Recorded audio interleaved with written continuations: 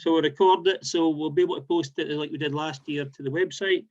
But also at the bottom, you'll notice that there's a chat opportunity to put any questions or any queries into the chat, and we'll try and get them answered as we go along as well. Michael's phoning me. Hi, Michael. You've disappeared mid flow. You would try and come back in. No. We'll go that. Okay, try again. We'll see you in a minute. Cheers, by the way.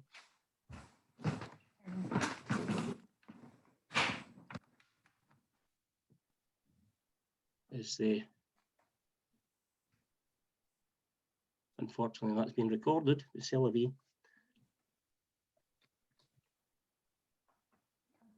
Aye, so as I said, I didn't quite know if you caught that, but be able to put anything into the chat room.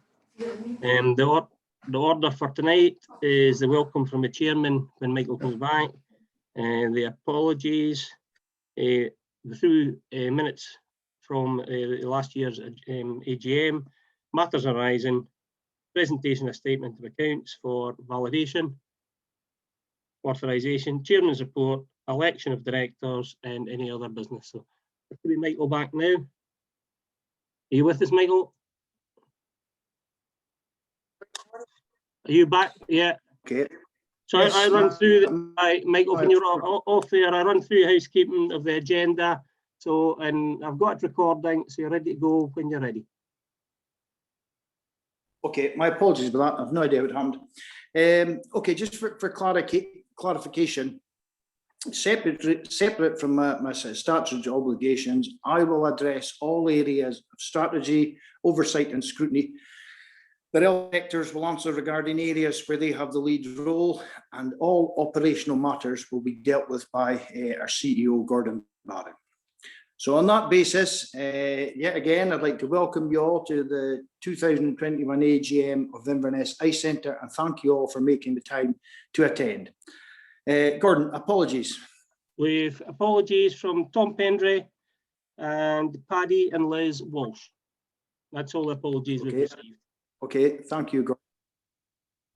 Okay, we'll move on to item 3, which is the minute of the annual general meeting, the 24th of June 2020. The minute of the AGM, the 24th, has been circulated prior to this evening. Are there any points or issues for clarification you wish to raise?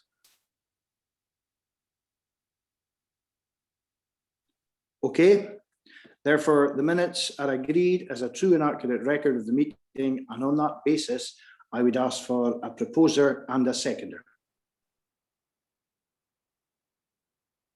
Ali Cruikshank's proposing.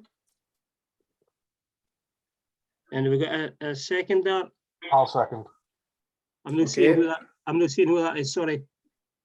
I'll second. Oh, sorry, Stuart. Okay, thanks, Stuart. Keith. Yeah, we've got the. Stuart, is it? Okay. Okay, I've got a note of it here. I've got a note of Thank it here. you. Appreciate it. Now, are there any matters arising from these minutes? Are there any points, issues you raise?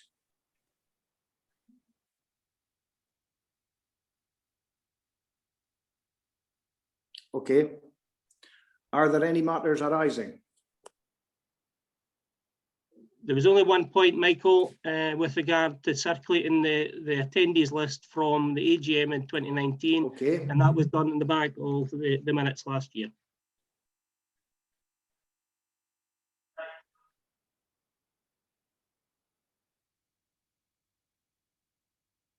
Hello, Michael, are we going again?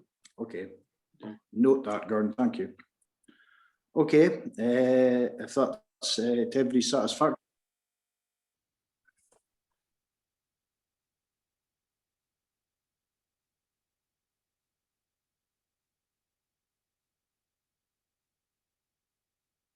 Hello, Michael. You've gone silent again.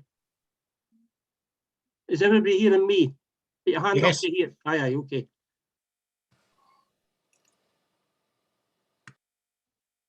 Michael. Jeez. You must have intermittent Wi-Fi or something.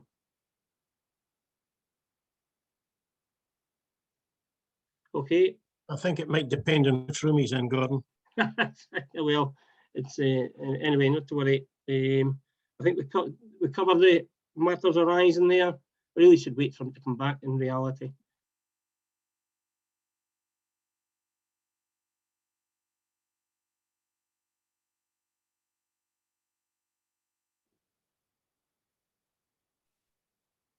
He's maybe doing a Lewis Hamilton and hitting the wrong button at the wrong time. Oh, well. You'll need to elaborate on that for me, but I think it was a mistake somewhere along the line.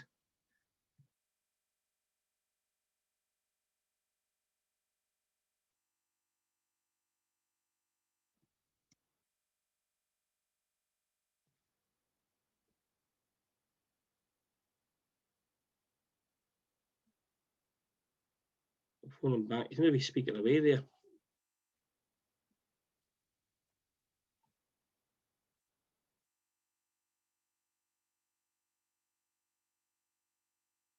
Aye, we lost you again.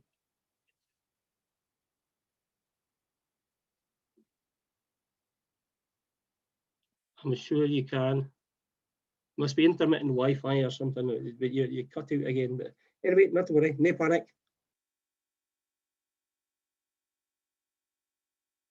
Right, I'll ring off for now and we'll see you dialing back now. Okay, no worries. Bye now, bye.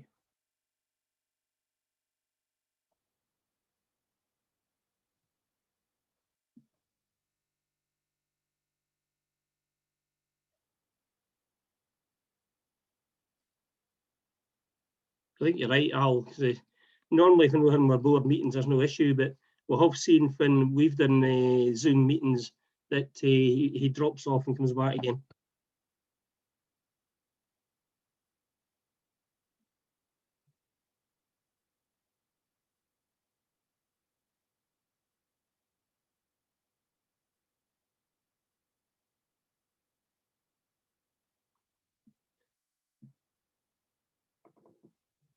Strange.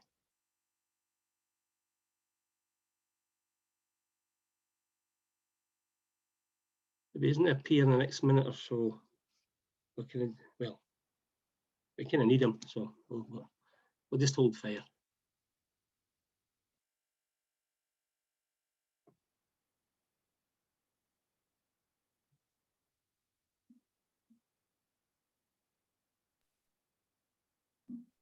In the meantime, Gordon, I have a wee question. Okay. I'm wondering why Mrs. Fraser is showing up as Neil Gillis on my screen. Ah, we've been through that, Ali. We've been through that. And Neil Gillis, Mrs. Gillis is even more concerned.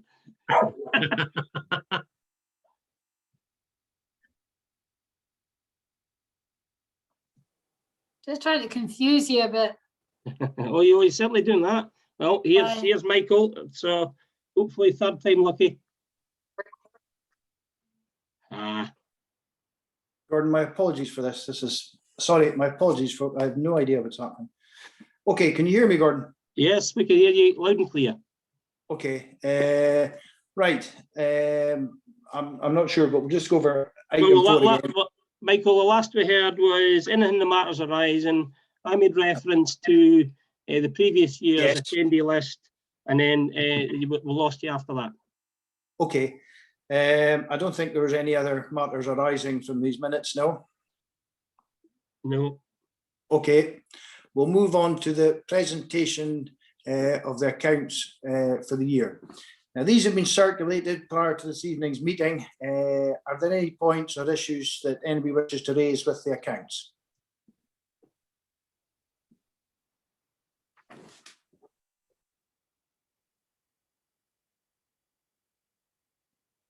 No comment.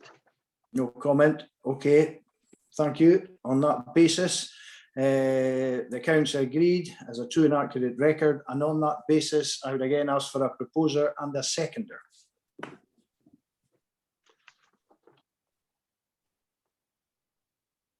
James McCrae is proposing.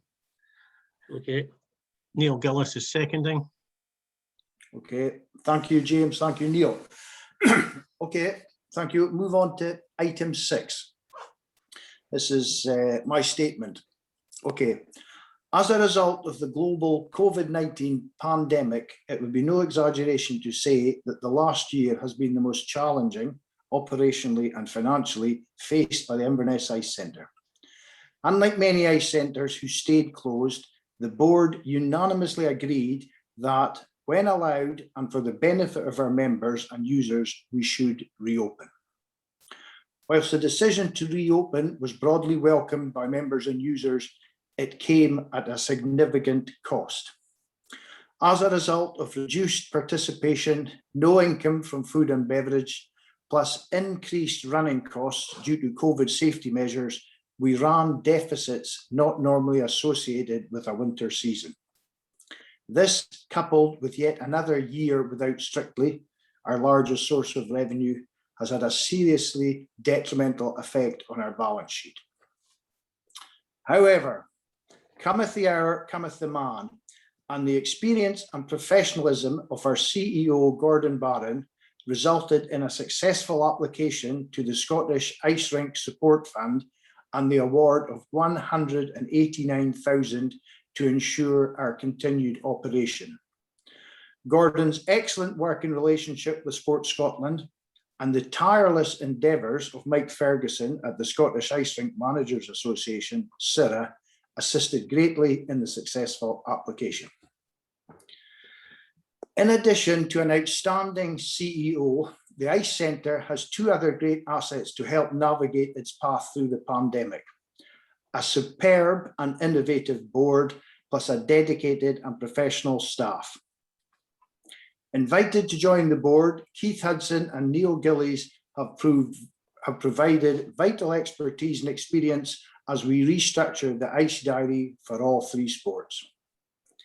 As Skate UK Development Manager, Keith brings a wealth of skating experience, both as a coach and events organiser, and has been instrumental in setting up and organising the summer skate camps, scheduled for July and August this year. The initial 4 events are proving very popular, and as a result of Keith's expertise, experience and hands-on management, expanding the summer season skating and ice hockey camps should prove key in reversing the traditional summer season financial deficit. I was delighted when Neil Gillies offered to lead a curling review, and he and fellow directors Brenda McIntyre and Neil Gallagher carried out extensive stakeholder consultation to ascertain their preferences and aspirations. The result of the consultation, which is still ongoing, is the creation of a new 3-division Highland League and working closely with Scottish Curling, innovative proposals to facilitate an easy entry of new curlers of all ages into the sport. In addition, I would like to give special thanks to Director Brenda McIntyre, who oversaw our COVID secure reopening. Brenda consulted with stakeholders, studied the guidelines and drew up and implemented the required protocols. It was a direct result of all Brenda's work that the Ice Centre was able to reopen safely. However, as new directors step up to the plate, it is with deep regret that I have to announce that Vice Chairman James McElraith has decided to step down from the board after many years of sterling service. James worked tirelessly on behalf of the Ice Centre, providing both strategic guidance at board level and a hands-on approach to a wide range of practical tasks. His overall contribution was massive, and he will be sorely missed. Turning to our staff, I must give special thanks to Keith Petrie, Ice and Maintenance Manager, for his steadfast and devoted approach to caretaking duties during the lockdown. Going forward, Keith is now able to focus on maintenance of the Ice Centre and the provision of quality ice for all 3 sports. Elsewhere, the appointment of Vicky Milne as Head of Catering, Cafe and Bar will provide increased availability and wider choice of food and beverage for all our users and members. Vicky is also a lead member of the team overseeing the refurbishment of the upstairs bar, with the remit to create an ice sports bar based around the provision of a wide range of sports on large screens in a more contemporary setting. As Head of Communications and Administration, Karen McBay is providing the capacity to communicate and interact with all stakeholders, users and members. In addition, she is responsible for event management, ICE diary and staff scheduling, plus financial management. The management team of Keith, Vicky and Karen, overseen by CEO Gordon Barron, means that we now have in place the capacity to drive forward the initiative plans and changes that will enhance the user experience for all. Looking to the future, and we plan to reopen on July the 16th, in the medium term, we will be focusing on the introductions of new schedules and services, continued ongoing stakeholder consultation, and introducing a new membership scheme. All initiatives and changes are aligned with the board's desire to provide a better service for all our users. Longer term, the board continues to work with HIE and other stakeholders in considering all options available to meet the rising demand in the Highlands. Thank you. Okay, we'll now move on to the election of directors. We have one new director, James Brown from ice hockey. Jamie has been proposed by James Markerath and seconded by me, and I'd welcome James onto the board and look forward to working with him in the future. Two directors are standing down, James Markerath, as I've mentioned earlier, and Drew McNeil, and we have Neil Gallagher standing down by rotation, and he has expressed a willingness to continue on the board. Thank you, Neil, much appreciated. Anyone who is interested in becoming a director is encouraged to contact Gordon Barron. So, as we move on to AOCB, firstly, we have received lengthy written submissions from Mo Simpson and Ron Winton, and thank you for that. A lot of the issues raised have been clarified and addressed during meetings with Gordon already. There were statements, stroke submissions, which have been passed to the relevant groups, i.e. the current review group, and we'll be arranging a meeting with you both to update you and to brief you on all the issues raised as you have requested. However, this is the time for folk to air their opinions, and I think it's appropriate that Gordon addresses the main operational issues raised and which require to be answered. So, Gordon. Thank you, Michael. As you rightly say, the majority of the questions come in from Ron Winton and Mo Simpson. Ron Finlay from the capacity within the wheelchair curling, but Mo also with regard to the juniors and Buck ladies. There are some quite specific to their own situation, and these either be answered, have been answered, or will be answered at a later point. But I took out a number of themes, and I'm sure they're in the front of mind for everybody on the call and those that are unable to attend as well. So the themes in general: communication, support to groups and clubs, ice sport development, COVID and safe reopening, and the curling review and the new leagues. So if I look at each of these in turn, with regard to communication, all communication, it's a two-way street. There is a need to make it easier for members to contact the centre, and also for the centre to make contact with the member and users as well. We're crying out for a membership scheme with an accurate database, which actually then would have contact information, and that would mean that we could actually directly go to the members and communicate more effectively than we've ever done before. I concede there are frailties in our actual system, whereby the capacity for voicemail and email from feedback is far too small, and there's a bounce back to whoever's calling in on emails as well, and we need to fix that. And they've actually started the process over today to actually see how we can get greater capacity within the system. But we also need to kind of remember, we have actually been closed since the 24th of December, and the staff have been furloughed, which makes this increasingly difficult. And the only member of staff that's been in during this period, as Michael's alluded to, has actually been Keith on a caretaker basis in dealing with the maintenance side of things. Karen and myself and Vicky being flexi furloughed, which means a lot of time we're working from home or not working at all. So that hasn't helped the communication. However, that would be the case going forward. Once we come out of COVID, that will no longer be an issue. If I return to the membership database, having a membership database in place means we'll be able to communicate directly by email to each member, avoiding situations where there's intermittent home Wi-Fi disturbance, which I think Michael would encounter this evening. Things that can be missed out on that basis from a website, or there's delays in cascading ice centre information, and there's delays through the individual clubs as well. So communication needs to be better, but it's a two-way street. I think I made reference in last year's AGM to the need for a members database in a membership scheme, and that is very much front of mind now and a main priority. Support to groups.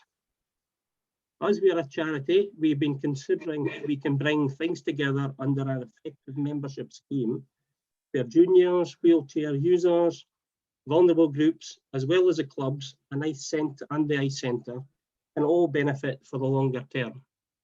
Now, with regard to that, we're putting together a paper to bring to the members, and we're going to call an AGM in a month's time, and I've written the date down here, specifically to look at the membership proposals. So a further announcement will come out shortly, but we're proposing to have an AGM on the 19th of July, specifically to look at a membership proposal.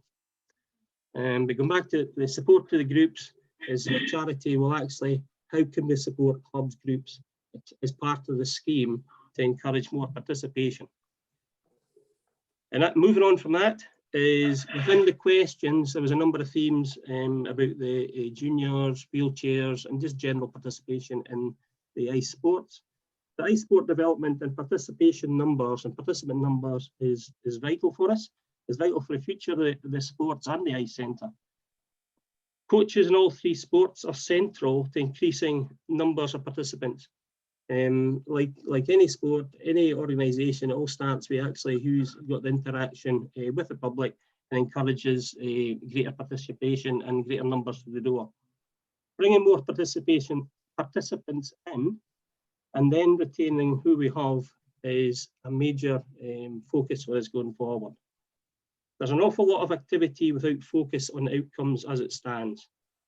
An active membership database can also help this by being able to see at any moment in time the actual number of members we have and be able to identify trends that can show, for example, learn to skate is then leading to new members from the skating fraternity. Try curling is leading to new members and numbers. And I guess in old money, there would be seeing more participation in the virtual clubs as well. And it's important we do see that link coming through. And likewise, any new hockey players, I then we're seeing those being joined up in my membership scheme as well. Because it's about actually having a real engagement with the ice centre and being able to see that we're endeavours to recruit people through, get new interested people through the door and being able to retain them. I think that's so vital for us. The next area that was a recurring theme from Ron and Mo and others is round about the COVID and the ability to safely reopen. It kind of sounded like the scratched record from last year, but the message is the same. We will follow the guidelines. We will consult with everyone as we did last year.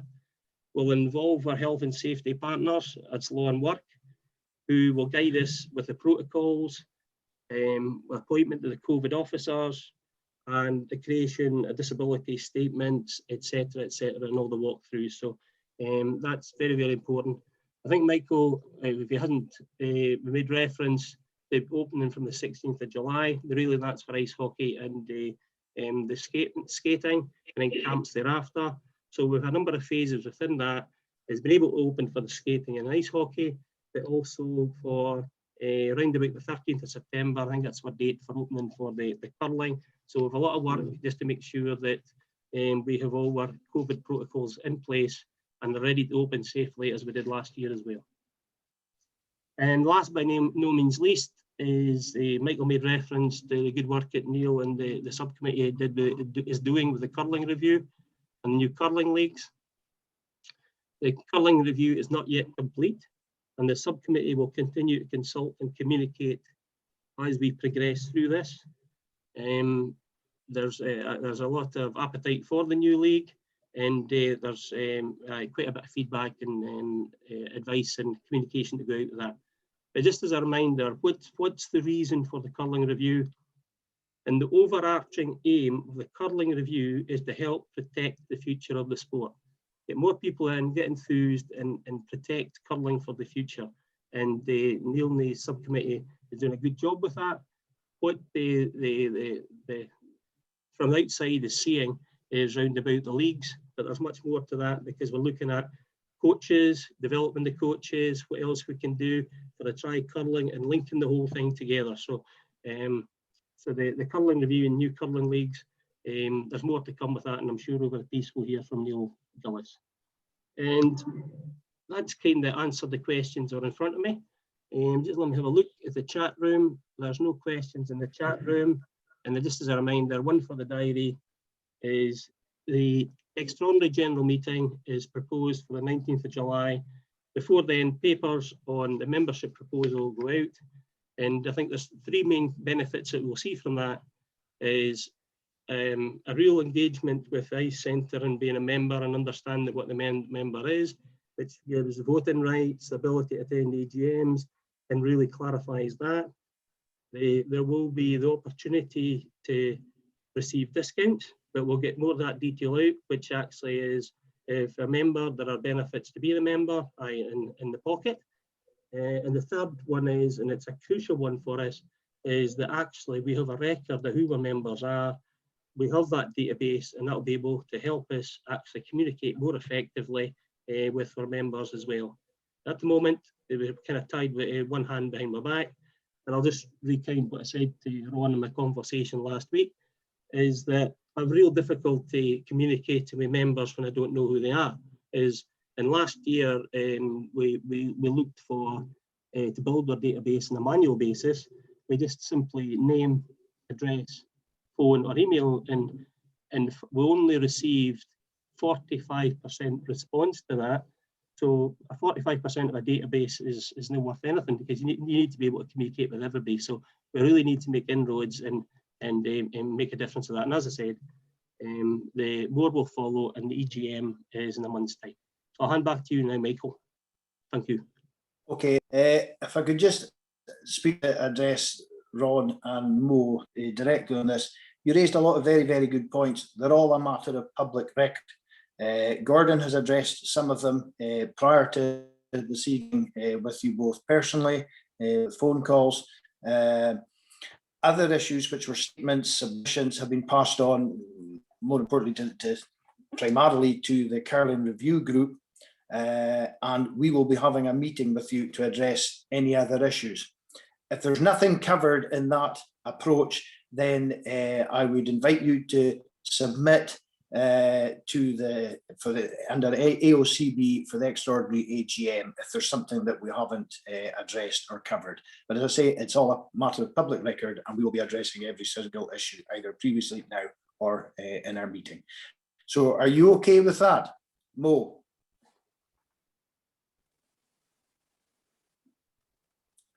Okay. You're on mute, Mo. Mo, you're on mute.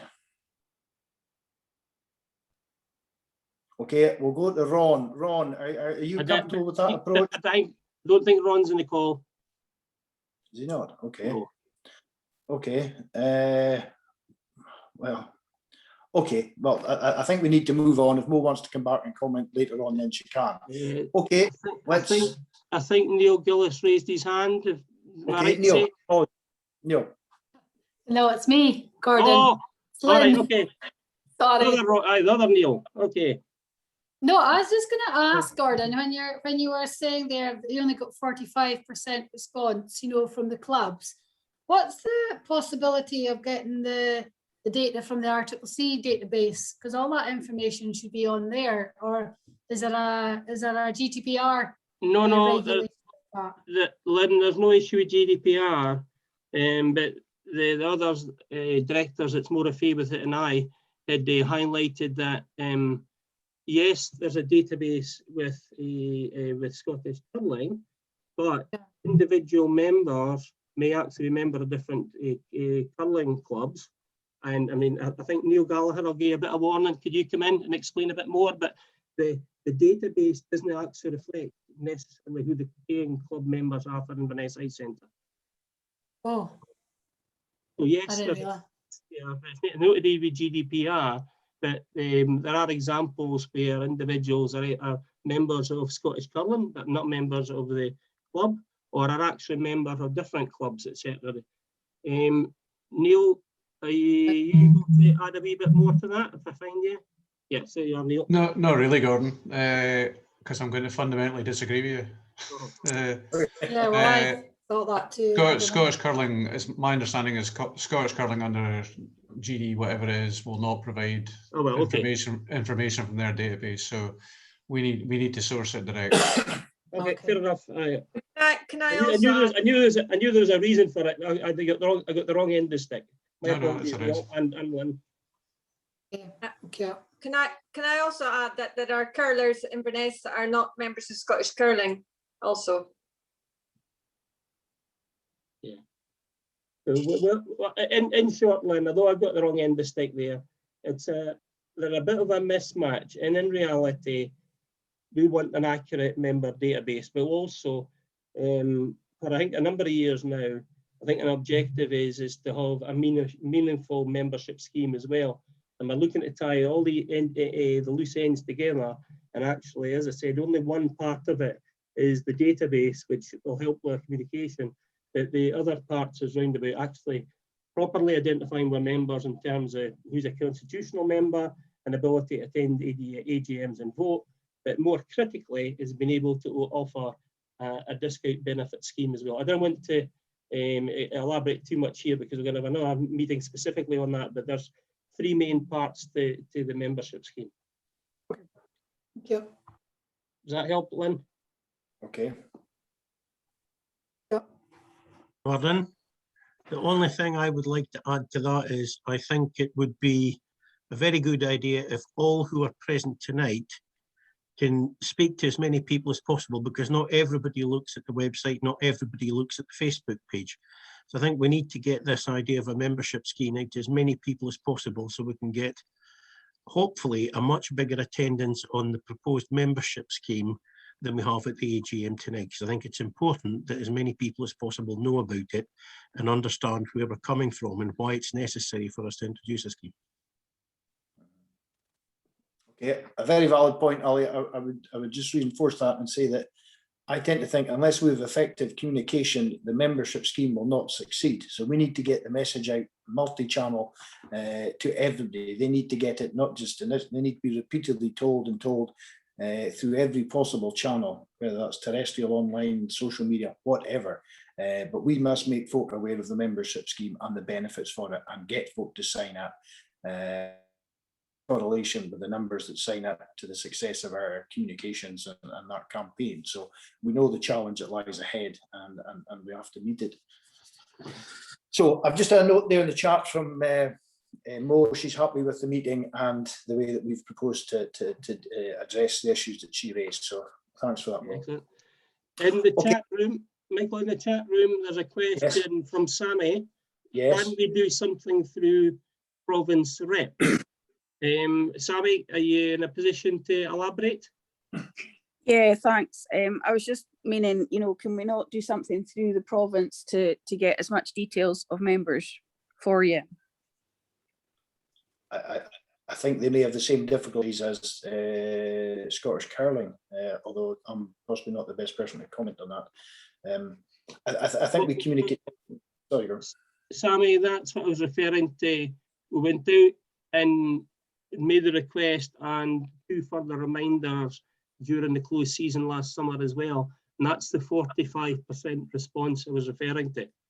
That was the response I got from the clubs. Now, some clubs gave 100% response and it was in my inbox the following day. Others were reluctant to provide information as a resistance from within their clubs around about GDPR and disclosing the information. Now, at that time, that was particularly frustrating because we were opening and we had certain commitments around about tracking and trace, which really had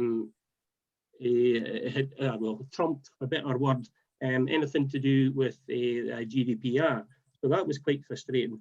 But actually, as we move through and COVID is behind us, then we still face the same issues with regard to potentially that reluctance under GDPR.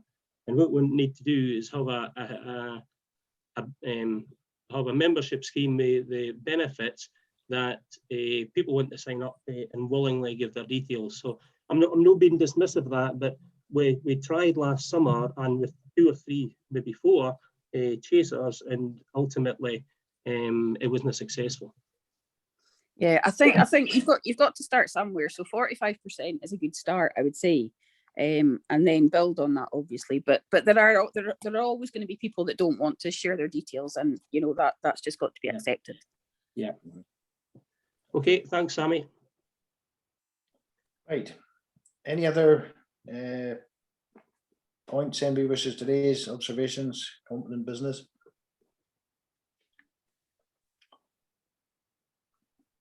Okay.